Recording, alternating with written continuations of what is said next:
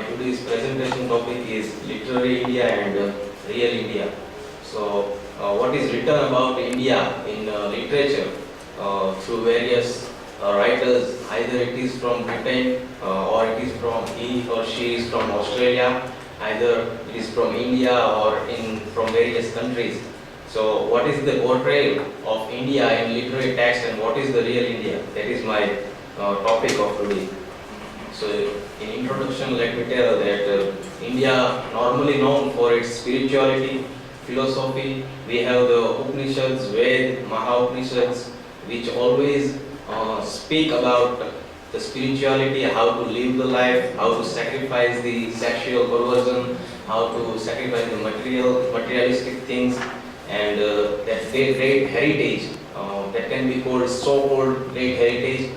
So it is introduction of Indian heritage, then representation of India. So following four great works of English literature represents the India in different ways. I have taken four British writers, Rudyard Kipling, T.S. Eliot, Herman Hesse and E.M. Forster, and their works to observe the representation of India in their works. First of all, the Wasteland. It is a poem. So in the last part of the Wasteland, it says that the title of the last part of the poem is "What the Thunder Said," in which it says T.S. Eliot says that thunder is everywhere. It might be in the British culture, but in India and in Asian countries, it is just heard. There is no thunder. He also speaks about the spirituality of India. Then he says about the impact of Upanishad on the wasteland. Then he says three Datta, Damyata and Dayadam. Datta means give, Damyata means compassion, and Dayadam means control, to control the sensibility. Then ultimately he comes to the mantra Shanti, Shanti, Shanti, that is taken from the Indian philosophies, Upanishads. So we can connect it to the whole poem.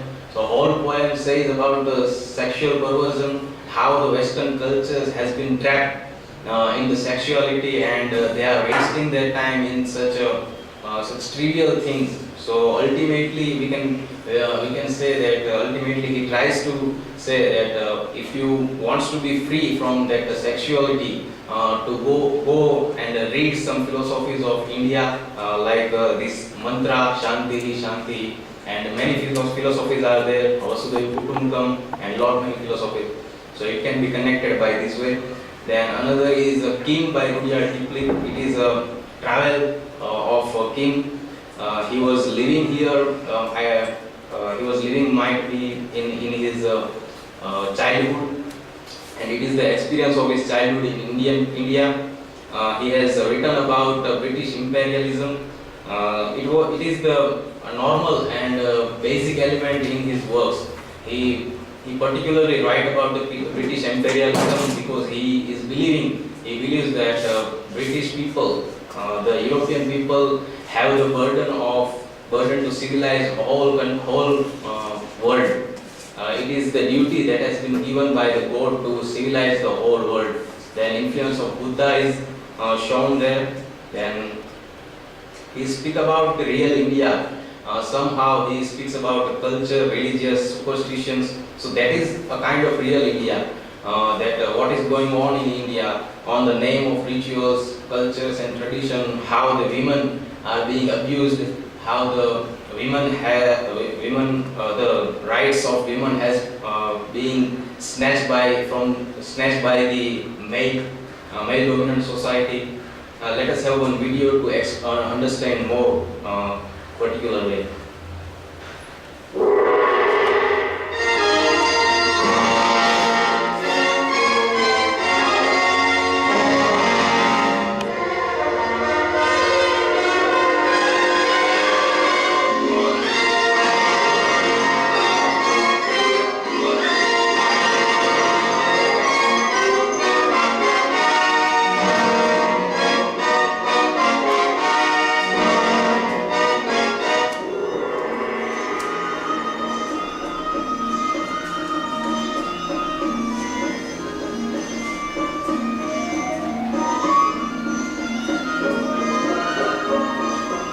scandal curtain opens to reveal India, gateway to the East, turbulent empire of unbelievable magnificence.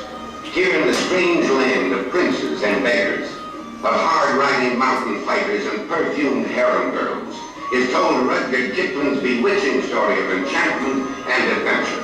Here you meet the dashing Redbeard, the kind of man other men fear and women love. Here before your very eyes, as if conjured up by witchcraft, appear scenes of rare grandeur and mystery, palaces that gleam like sapphires in the sun, the strange bazaars filled with forbidding men of 100 races, the enthralling loveliness of the river of the Arrow as it springs from the desert, the threat of wild bandits who roam the Khyber Pass. Down, keep down. Nice, give me that rifle. I'll give you only a warning, sir. To pull that trigger would only warn our men who approach.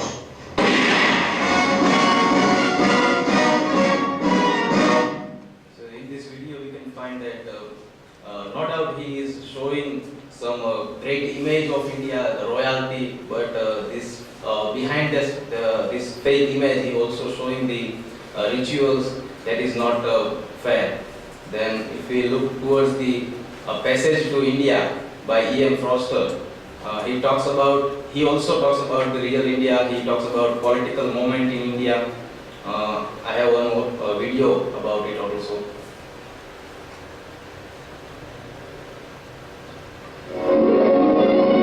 His films have won an unprecedented 26 Oscars, and never has a film been so eagerly awaited. Already hedgehog in the cinema crown. A passage to a land of spellbinding mystery.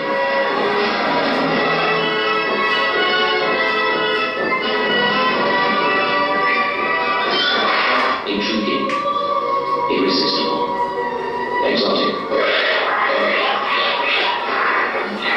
A land of painful paradox and magnificent splendor. Are those the Malabar Hills? With the caves? Pretty physical, have you seen caves? Oh yes, they are all the same, empty and dark. I do so hate mysteries. That enigma which is India enticed the young English woman. No! I am double the Fairbanks! Drew her with an attraction that became an obsession.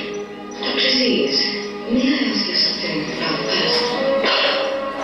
Did you love your wife? So it shows the Malabar caves as symbolic India. We can say that Malabar cave written by Forster in his work can be taken as the symbolic India, as the Malabar caves is very chaotic and shattered in from inside. So it can be taken as that Forster wants to say that India is also a kind of shattered country and very much chaotic things are going on there. Then he also talks about the religious conflict, and he portrays character of Dr. Aziz and Godbol, which are the very genuine and intelligent persons. So he also appreciates and praises the Indian characters, some characters also. Then Siddhartha is also a kind of spiritual book. It is about the life of Gautam Buddha, that how what is happened to the Gautam Buddha and how he takes the way of spirituality. So some points are there in Siddhartha, that Hinduism and Buddhism search and quest for enlightenment, denied materialistic life and took spiritual life. So we can compare. I have taken 4 British writers, that is Herman Hesse, that T.S. Eliot, Rudyard Kipling and Forster.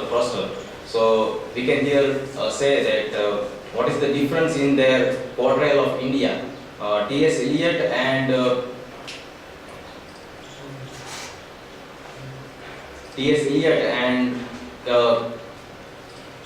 Herman Hesse has portrayed India as a kind of spiritual country where there is a peace, there is many philosophies are there, a kind of spiritual country is there, and other 2 writers, Forster and Rudyard Kipling, has portray India as a kind of real India, religion. What is the problem in India? He portrays in that way. So we can say that both T.S. Eliot and Herman Hesse has not visited the India, and that's why they are writing about the spirituality and good things about India. But other two writers have visited the India, and that's why they can observe such bad things, such trivial things that is going on in India, and they have written in India. But now the question is that what is the contemporary situation of India?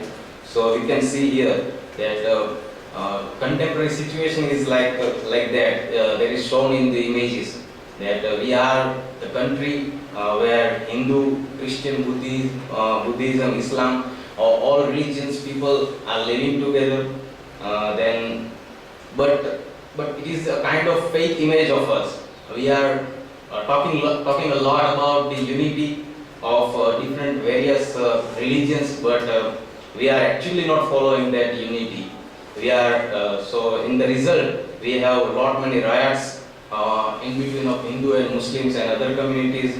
Then India is the country where the animal is considered as the god, but there is no problem that it considering animal as a god, but we are not actually treat a cow as a god. Then Ganga is considered as goddess. Many rivers are considered as goddess, but what is the situation you can see here?